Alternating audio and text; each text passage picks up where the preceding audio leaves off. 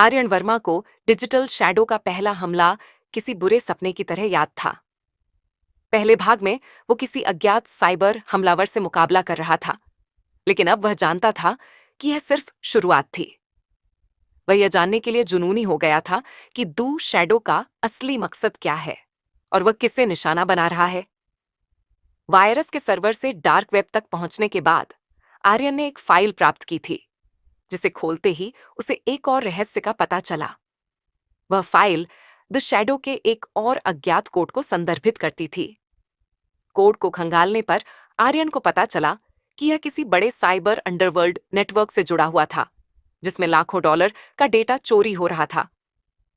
आर्यन ने अपनी टीम को इस नए सुराग के बारे में बताया। वह समझ चुका था कि यह हमला व्यक्तिगत से कहीं ज्यादा था।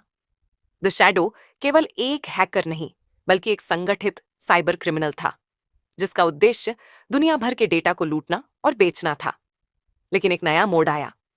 कुछ ही दिन बाद आर्यन को एक और संदेश मिला, इस बार सीधे उसकी निजी मेल में।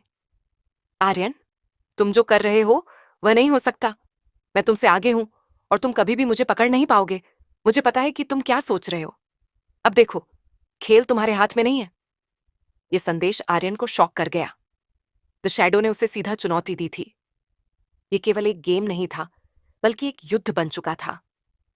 आर्यन को यह एहसास हुआ कि उसकी हर चाल पर द शैडो की निगाहें थीं। आर्यन ने अपनी टीम के साथ एक नए रणनीतिक योजना पर काम करना शुरू किया। वह जानता था कि अब द शैडो एक कदम और आगे बढ़ने वाला था। वायरस के हमले का पैटर्न बदल चुका था और अब द शैडो उसकी हर एक गतिविधि को ट्रैक कर रहा था। फिर एक दिन, जब आर्यन और उसकी टीम अपनी जांच के अंतिम चरण में थे, उन्हें द शैडो के एक और हमले का सामना करना पड़ा। इस बार वायरस ने पूरी कंपनी के सर्वर को टारगेट किया। सिस्टम पूरी तरह से फ्रीज हो गया। एक और संदेश स्क्रीन पर दिखाई दिया, कभी मत समझना कि तुम मुझसे एक कदम आगे हो, आर्यन। अगले हमले के लिए तैयार रहना।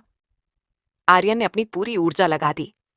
वह जानता था कि यह खेल खत्म नहीं हुआ है। द शैडो फिर से हमला करने के लिए तैयार था और अब यह कहीं ज्यादा खतरनाक रूप में लौटेगा।